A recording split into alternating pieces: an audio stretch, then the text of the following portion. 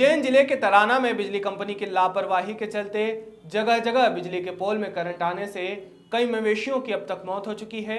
शिकायत करने के बावजूद भी बिजली कंपनी के कर्मचारियों का इस ओर ध्यान नहीं गया है। बाबू चौक में नगर आबादी के क्षेत्र के बीच में लगे डीपी में करंट आने से रविवार को एक गाय की मौत हो गई।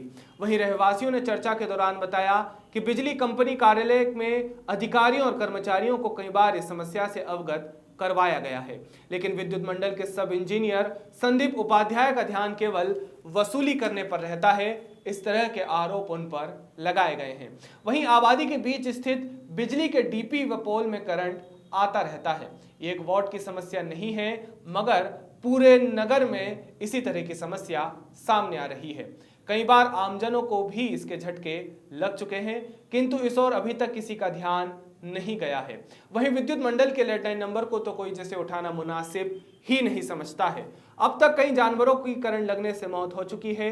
वहीं अखिल भारत गोरक्षा हिंदू महासभा के मुरली निगम ने विरोध जताते हुए कहा कि इस घटना की अगर पुनरावृत्ति हुई तो उग्र आंदोलन किया जाएगा।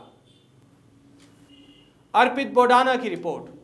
हमारे द्वारा अखिल भारत गोरक्षा महासभा द्वारा कई बार विद्युत मंडल के इंजीनियर संदीप जी उपाध्याय हैं, जो इनको कई बार फोन पर अवगत करवा चुके हैं कि आए दिन विद्युत मंडल के पोल और तार खुले होने की वजह से आए दिन गौ माता की मौत हो रही है। इस ओर इन जिम्मेदार अधिकारियों का कोई ध्यान नहीं है। हम सब ने इनको मिलकर पहले भी पूर्व में बताया था। पाले मोहल्ले स्थित एक बिजली का पोल, उसमें भी एक गाय की करंट लगने से मौत हो चुकी है। और अभी भी नगर में कहीं ऐसे विद्युत पोल है और कहीं डीपी ऐसी लगी है जहाँ पे तार खुले हैं, जिससे आए दिन गौ माता की मौत और आमजन भी काफ़ी परेशान हो रहे हैं। और कई डीपीओ में आग लगती रहती है, कई पोलों पे स्पायरिंग होती रहती है।